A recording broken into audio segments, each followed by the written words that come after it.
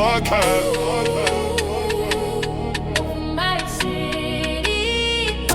We in New York, we outside. We bringing that hoe back fast. From the stoops to the blocks, every voice got weight. Dreams from the city, every borough relate. Different paths, ain't hungry, building the bridge. I've been every story, from to the kids. We talk vision, talk pressure, how to rise through the hard times. How to flip every setback into something that shines. This the platform for the movers, for the ones who don't quit. Where the city find unity in the places we split. Over my city portraits. Show New York love, where the city starts to get that.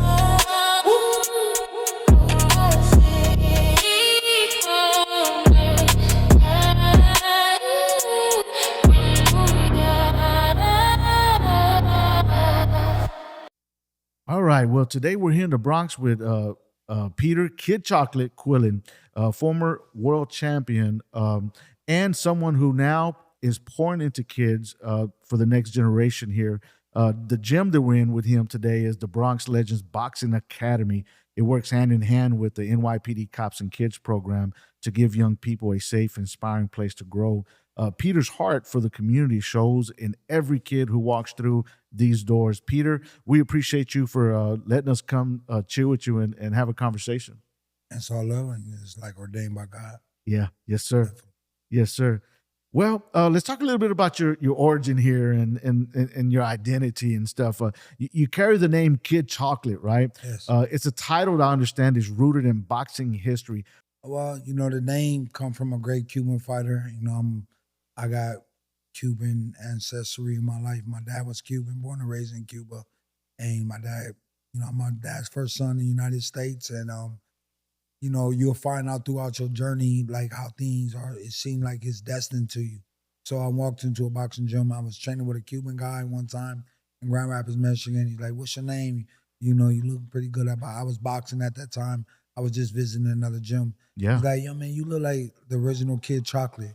And I took it off because I'm from the street. Like, what? You just called me what? And next thing you know, I got to New York and I found out it was rich history with the name Kid Chocolate. So at that very moment when I looked into that boxing encyclopedia, I said, "Oh, I got some big shoes to fill." So I really just understood that I wasn't really trying to become a new him, but just live out his legacy and tell a story through the lens of my own, but also having him as the umbrella of that.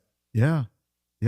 Man, so what did it require from you having to fill in those shoes or continue that legacy as a man from the inside and outside the ring? Well, you really don't understand that until you get older, when you become more wise and discerning on what it really means. So for me, it was just like I was just going through the motion at that point when it first came to me to be able to, oh man, this is this great fighter and I got some of the same kind of history. And then, especially when I become professional, I see how important the name was, because then I'm making my pro debut in New York City, where the original Kid Chocolate made his debut. So it's kind of like I was retelling the story, keeping his name and his legacy alive by telling my story through the lens of being a Cuban American. Well, you were born in Chicago Yes. and raised in Grand Rapids, is that right? And then shaped here in New York, right? Yes. What did each place put in your life that still shapes you as a mentor today? Like Chicago, what I can understand by being older and knowing, started with brokenness. Okay. Grand Rapids would start as allowing me to know the fighter I was. Okay. New York becoming man. Okay. So that's where all those stories kind of tell. My beginning story was broken. Then got to learn the fighter aspect of myself. Then I had to go through my whole life where I became a man. And then as becoming a man, I had to learn what I was fighting for. At your peak, what daily habits or disciplines set you apart, and which of those do you want the kids to hold on to? Now or then? Well, both. Well, back then it's like knowing that when you put your mind to something, you got to dedicate yourself to do it. Okay. You got to do it at all costs. All right. You can't tell yourself no. And the more time you take off, the more you put yourself behind. So the mindset is like, I have to go. I got to be disciplined. I got to do this even when I tell myself I don't want. Okay. The next thing I would say is like, I had to learn later on in my life. I tried now for the last, since a pastor in the Bronx told me this, he said, you got to get up, wake up and praise. Meaning like I wake up right with my eyes open and say, thank you, God. Let my first conversation be with God, meaning like however you do it, not audibly, but through my mind, I'm speaking to God. Let me leave another break, because it's like, if you think about it, like you don't know what you're doing while you're sleeping. So then when you wake up, it's like you waking up out of death again. Yeah. So it's like, I get that chance to breathe again and realize and being thankful to the Creator who gave me life. Okay. All right. You felt the highs and lows and the resets, right? What moment after a setback shaped you more than a victory did? My whole life has been a setback. Okay. When you like, and I'm talking from a standpoint of now where I'm at. The Okay. old Peter's dead, the new Peter's alive. Okay. And living and active, and I couldn't understand when it's a Bible scripture in the Bible. I didn't realize it until I got it. Says, when the Holy Ghost falls on you, I will give you all things that I had said to you. Okay. So now I can go back to my whole life and see the brokenness and what God was trying to say to me in those moments, and really apply myself. That my whole life has been destined for like the suffering that I received, but I never let the struggle break me.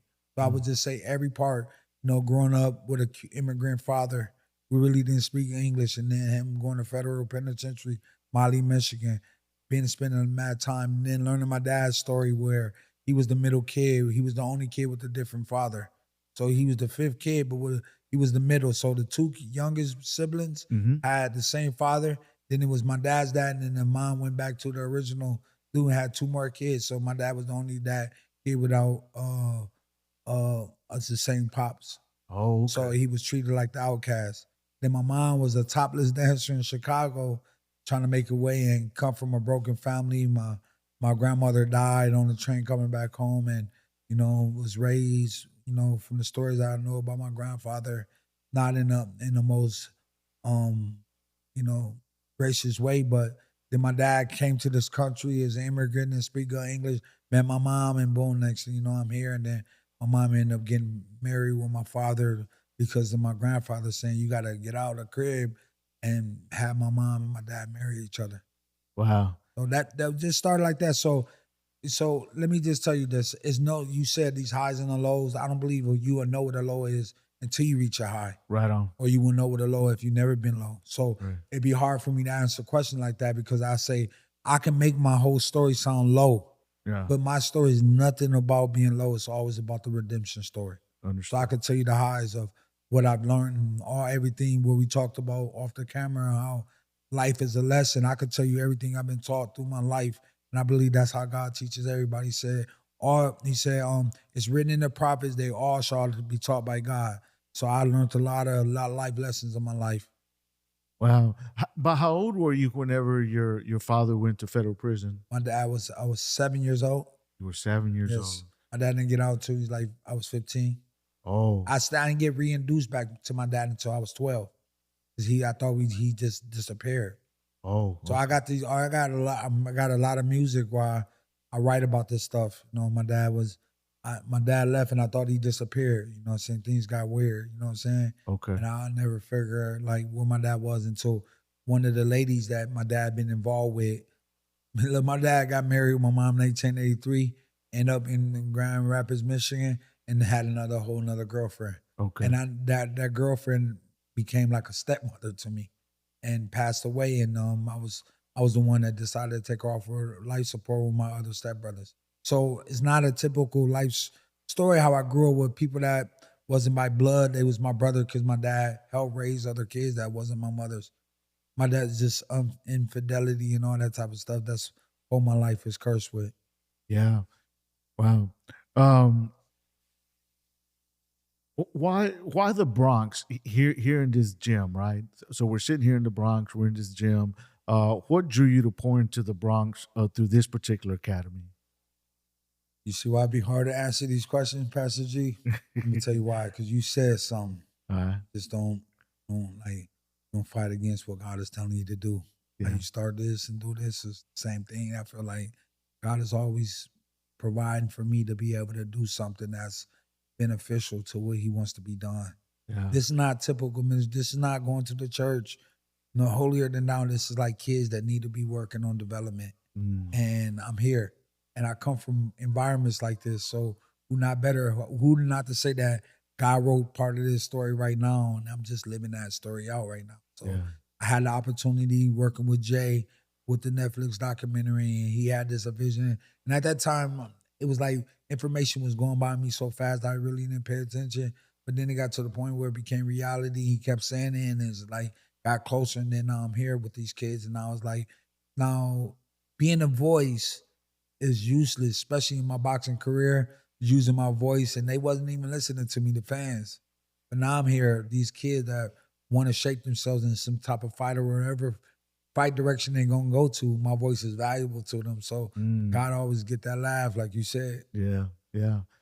Man, so you growing up from the environment that you described, being able to be at a place in your peak, what now looking at it, how much did that surprise you or mean to you in those places and spaces, meaning that you were able to meet certain folks, that you never thought you would ever come across or meet?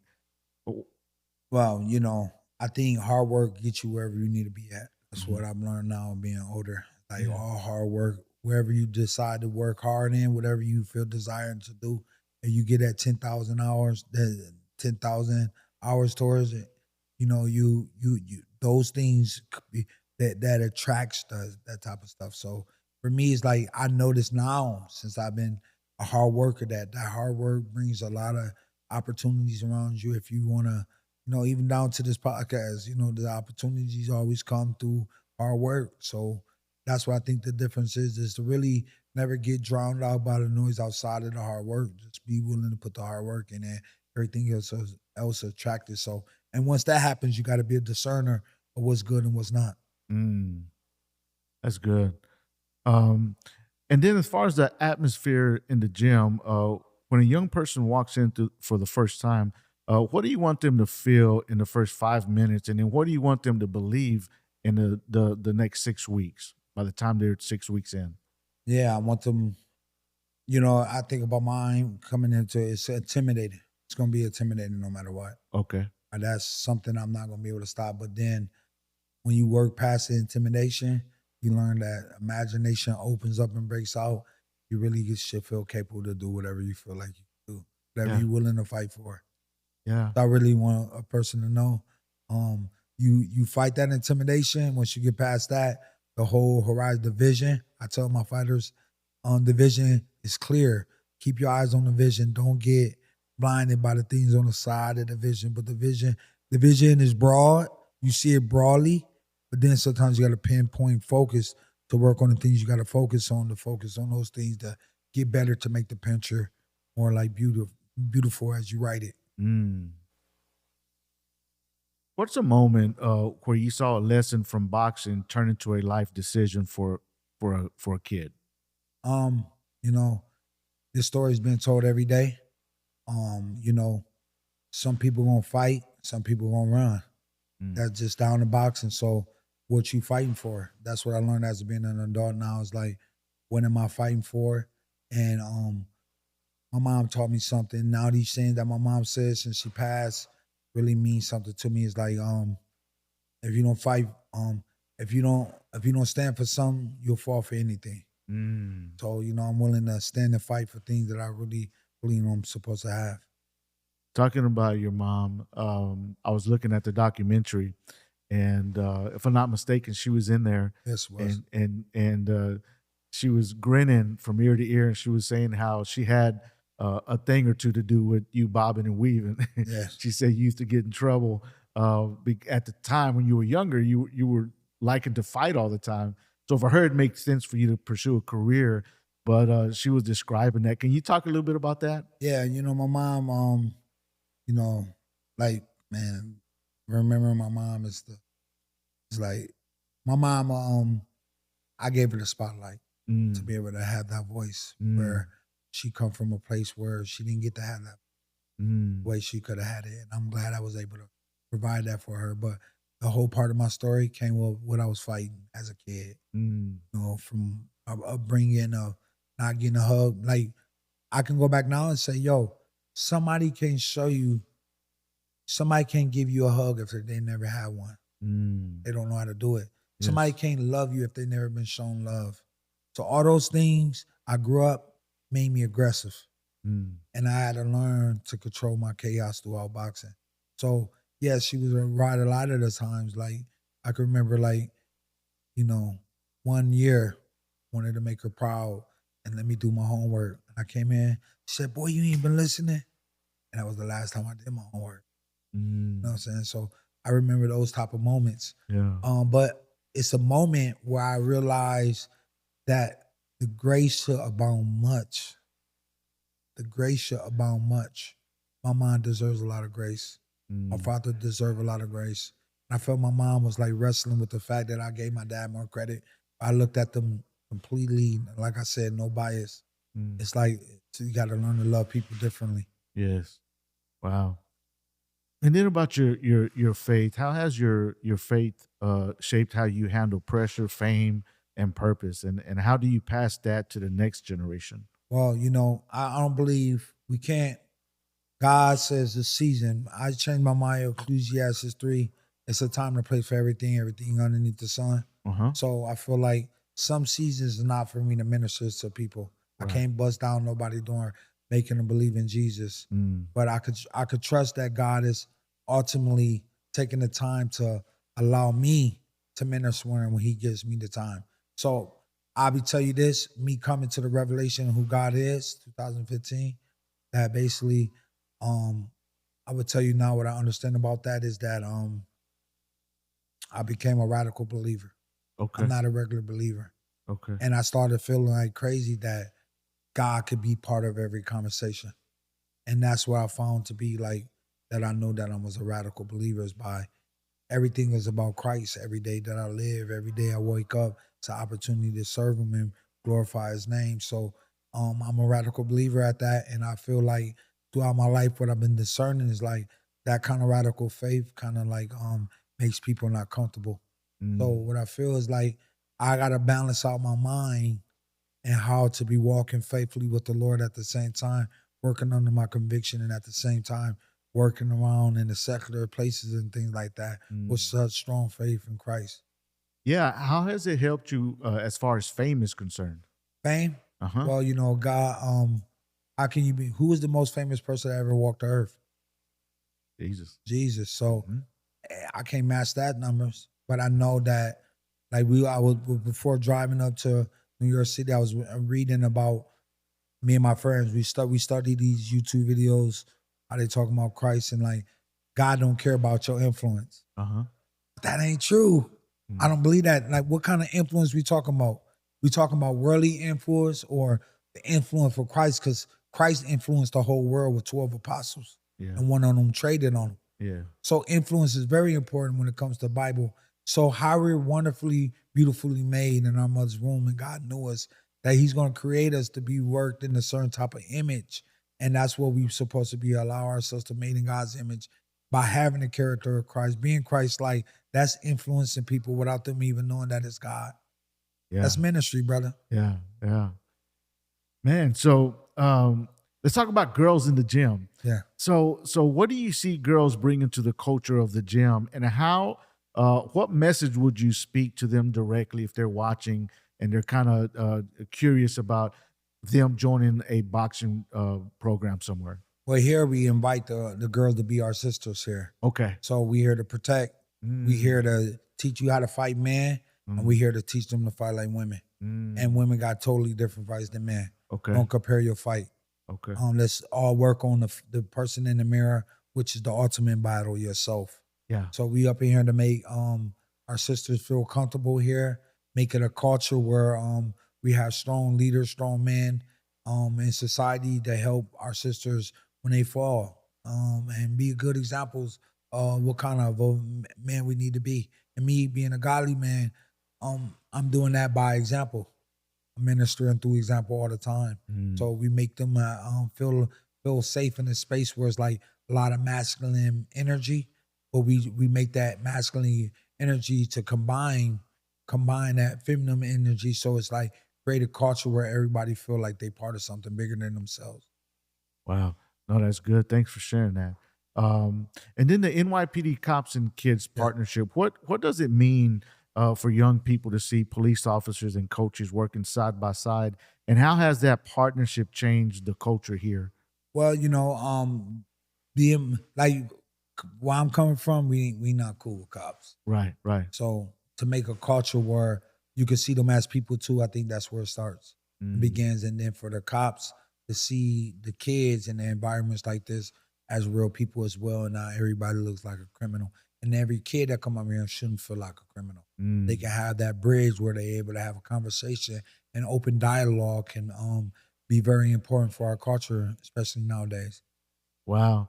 And it's really neat because it humanizes each individual from each other to each other. Yes. And one of the things I noticed when I first walked in here, there was a young man that we met that we'll have an opportunity to interview here next, but it was a pleasant surprise that just in a quick conversation, I learned that the young man is inspiring to, or aspiring, I should say, to be a police officer. Yes. And he lives right here in the Yes. Bronx, Yes. right down the street from this gym. Yes. And so you spoke to that a little bit. How important is that? That's very important because you don't want people from outside of our communities to come in and police and maybe get it mixed up and putting the eyes on the wrong type of criminals. Okay. People from that environment know what the criminals look like.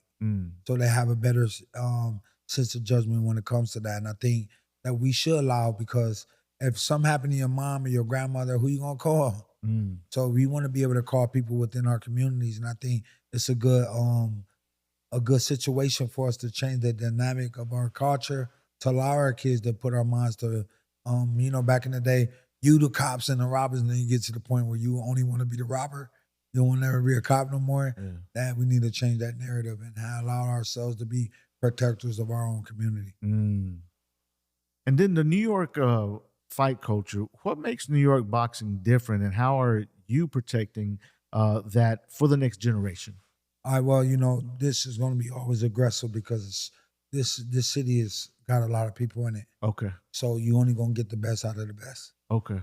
Well, since the program here, you may not be the best boxer, but you could be the best doctor, best accountant. You could be driven whatever you work hard for with your passion. I want you to take that same mentality it takes to be a fighter to apply it to all things you life. That's good. And then when we speak on legacy, when these kids grow up and tell their children about you, what do you hope they say you taught them? Well, if I sat down and meditated on that, maybe I could come up with some good words, but I think you'll be surprised by what you let kids say for themselves. So I would have to wait and see and get older, see that, because I think I can just hope they said I made myself vulnerable enough to be here in this community, giving back my time and allowing them to grow in a space where the atmosphere was a place where you don't have to feel judged by the way you wanted to express your brokenness or your heart or the cases that you're trying to get better with. So a young man from Chicago, grown up in Grand Rapids here in the Bronx, you've been able to be with people that most folks aren't able to be around, or they look up to, or they know about from film or from TV or whatnot, from popularity. What has your experience been being able to be a young man that has experienced folks that most people would like to meet but don't get a chance to? Glad to never allow myself to think I was better than what I was. Always willing to be humble through every circumstance of my life. And moving forward with that made me completely happy with the journey that I made up until this point right here. Who are some folks that were your heroes that you had a chance to meet? Is there anyone that... I never had those ideas. You know, as a kid, I like Bruce Lee, Okay. Michael Jordan, Okay. Mike Tyson. All right. I met Mike Tyson. How was that? I was pretty. It was I don't know if you ever played that story where somebody like, if Mike Tyson never did this, and you were like, I'll beat Mike Tyson up. That moment came with me. Really? It did. I was like, oh, okay. He's like, MF, I know who you are. I'm like, oh, let's take the picture, Mike. You know, like that. And he smiled after. So I was like, yeah, I had that moment with him. Michael Jackson. Oh, You yeah? know, so like those my heroes growing up, like Michael Jordan, Michael Jackson, Mike Tyson, Bruce Lee. Okay. You know, those people, Arnold Schwarzenegger. Okay. You know, like Conan. Yeah, man. Those movies, you know, those times gave me the best. And then I learned that the biggest hero I heard in my life was Jesus Christ. There you go. Man. Who are some folks you had a chance to meet, man, that you think others would want to meet? If I said one of the people, they'd probably have banned me. Oh, yeah? Yes. Well, I tell you what, I asked this to Jay, and he mentioned that Al Heyman was a person that he was saying that he don't know, but he's heard nothing but great things about him on how he takes care of his people. And he says, unfortunately, a lot of folks out there don't do that. Can you speak to what Jay was talking about there? I think Al Heyman gave me the freedom to be able to be in control of my boxing career. That's what I would tell you about Jay. He advised properly, gave me opportunities, and then my hard work showed for whatever. And my hard work got me to a place where I could say I'm happy with how my career has panned out. So Al Heyman gave me the opportunity to be able to express myself in a way without the judgment or feeling a certain way, and really like guide myself. I bought my manager John C. out, and God rest his soul, he just passed away. Wow. You know, and basically had this story that I'm still telling to this day. Wow.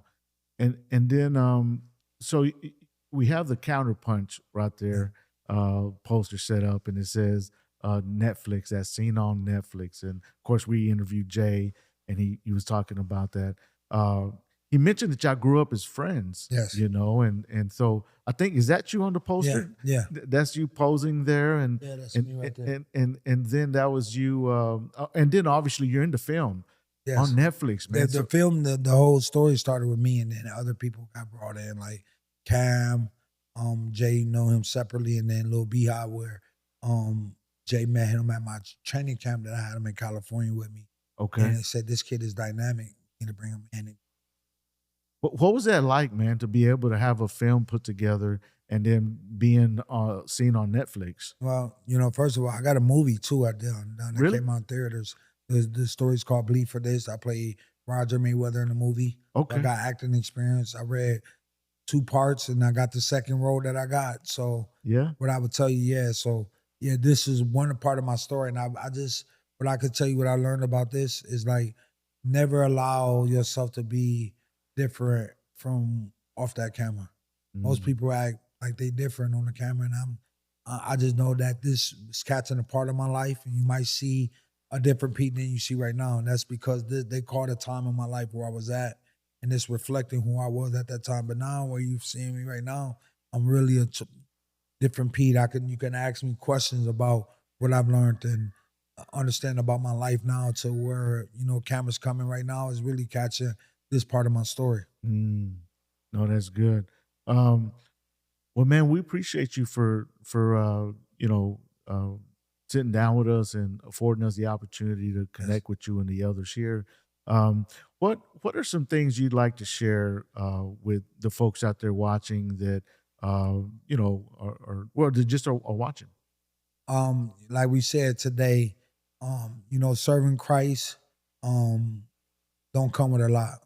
Serving Christ come with all your suffering. So my whole life, what I said wasn't never about the sufferings, but it's always the redemption in the middle of the story. So if anybody out there, listen, we serve a God that's the God of suffering. He allowed us to suffer because he wants to be God in our lives. I just want to tell everybody his name is Jesus Christ. So if anything I'm able to say, I'll just say that. It's been so helpful to be able to be here with you guys. The cats is part of my story. Cats where I'm at. And I hope what I just said helps you. God bless y'all.